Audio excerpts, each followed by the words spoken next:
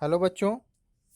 आज मैं आपको बताऊंगा कि फ़िज़िक्स आपको कैसे पढ़ना चाहिए ताकि आप अपने बोर्ड एग्ज़ाम में अच्छे मार्क्स अचीव कर सकें।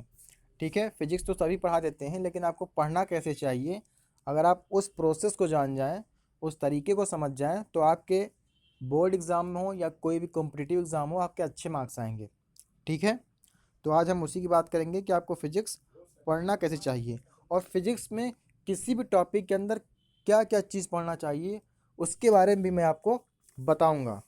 चलिए मैं आपको बताता हूँ।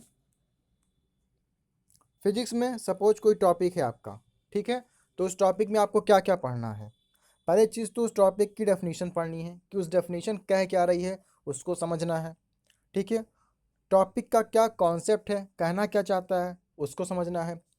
ठीक है, आपको हमेशा एनसीईआरटी में जो दिया रहता है, आपके एनसीईआरटी में डेफिनेशन, हमेशा उसी डेफिनेशंस को आपको अगर याद करना है, समझना है तो समझा कीजिए।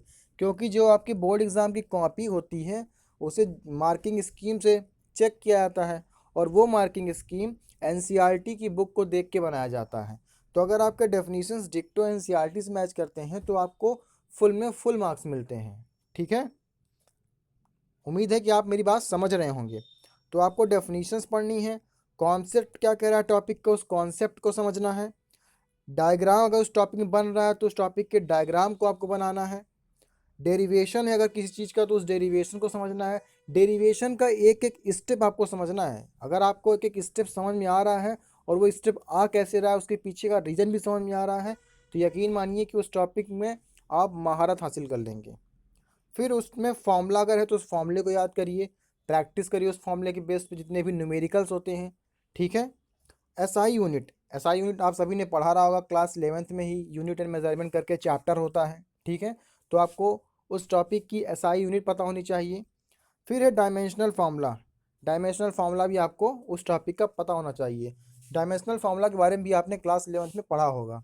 ठीक है, अगर आप इतने टॉपिक्स को कवर कर लेते हैं किसी भी टॉपिक के अंदर, अगर आप इतने पॉइंट्स को पढ़ते हैं, तो यकीन मानिए कि आपका कोई भी नंबर कट नहीं कर सकता और आपको अच्छी नॉलेज रहेगी और एक सिस्टमैटिक और प्रॉपर वे में आपको नॉलेज रहेगी। ठीक है, उम्मीद करता हूँ कि मैं आपकी कुछ मदद कर पाया हूँगा। ठीक है, तो इस वीडियो में बस इतना ही। Thank you very much.